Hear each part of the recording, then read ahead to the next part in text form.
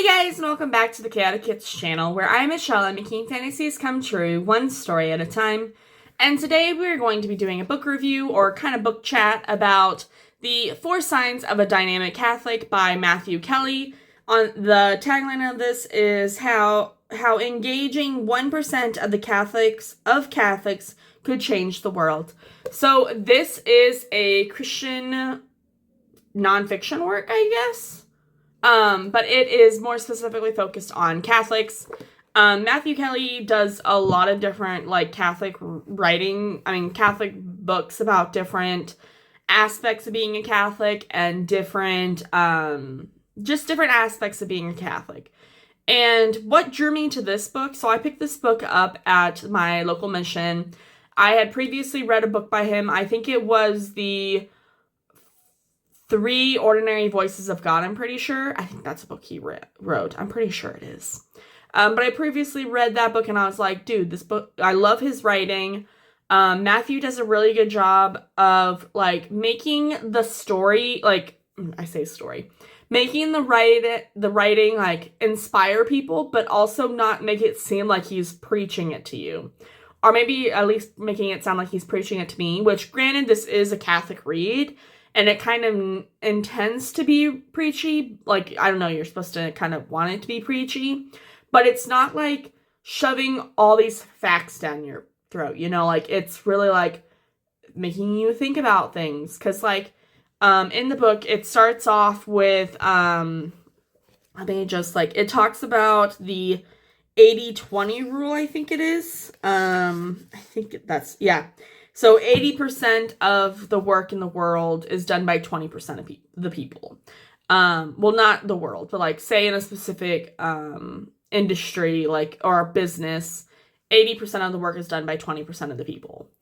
And, he related that with the Catholics as a worldwide group and talked about how there's only 7% of the population of Catholics in a specific parish that are doing 80% of the work, funding and stuff like that, volunteering and things like that. So it's in this, he talks about how to kind of increase your religion, increase your faith and how committed you are to the church and to the parish and even to yourself, but also talking about how to kind of make yourself eventually become part of that 7% and making it a bigger number as a whole.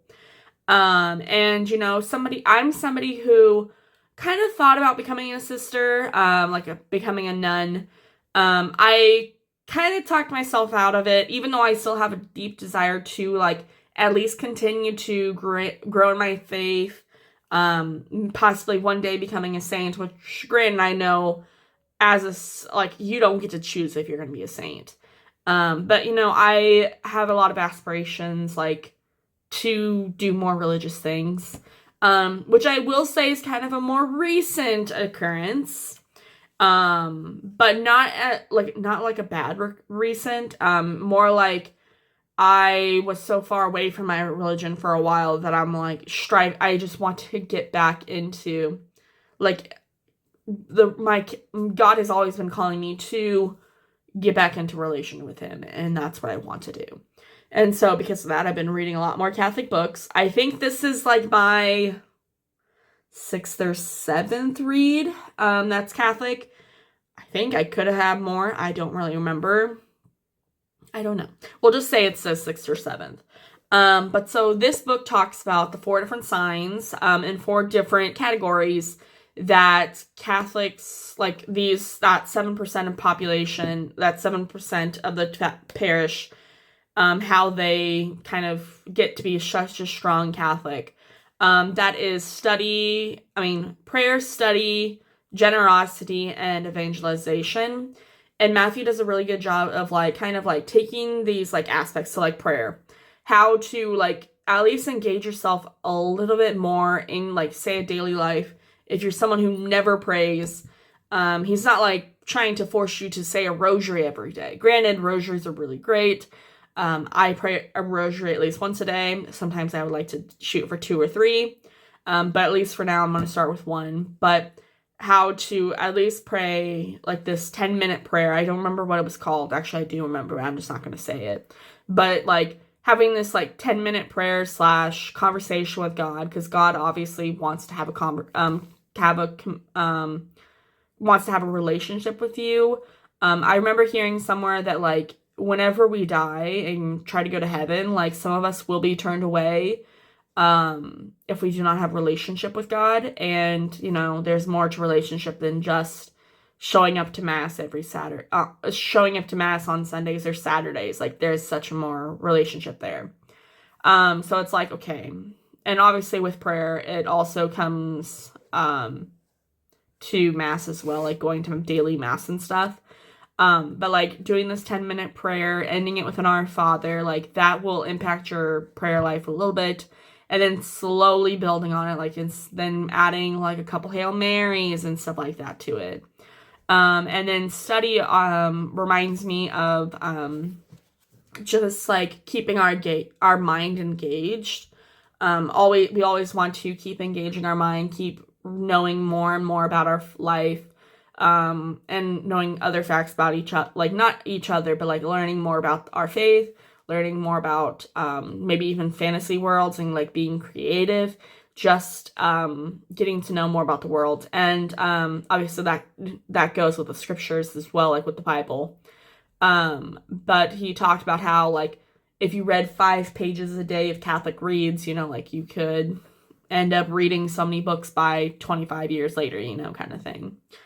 Generosity, I feel like it's pretty self-explanatory, you know, but it's important to say like generosity is more than just money. It's experiences, like sharing your talents, your time, your treasures with people. And again, treasures typically means like money, but it could mean other things. And like having those quality virtues and characteristics of yourself, and having like being welcoming and friendly, like could also make a huge difference. And then with evangelization, I feel like that's like the last step. But it's still like so important, because like to spread the word, you know, like bring other people closer to God. It would be such a cool thing. So yeah, that's kind of the basics of it. But this book is divided up into 6 different chapters. The first chapter is kind of like an introduction of what's going to be happening. The last chapter is just other, not challenging, but other things to think about. And at the end of each chapter, let me just flip to one real quick. There's like this like not reflection, but like review kind of thing, or summary, that like takes the key points and just writes it down in these gray boxes, which I think is really helpful. Like, because like I try to read a chapter a day in whatever book I'm reading for religious content. And so sometimes they're long chapters, and it's just like, okay, this is something I like, just extra key points to hit, you know? Yeah, this book was really, really good. I also, while I was reading this, I actually, I searched on YouTube, Matthew Kelly, and I found his YouTube channel, which I will link down below.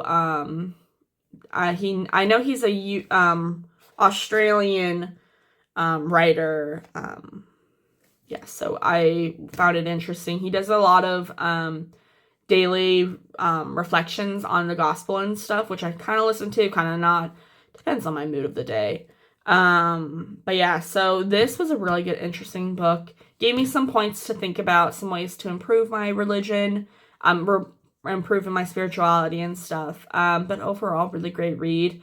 I would highly suggest reading it. You don't have to read his other books to read it. It's just a really great read.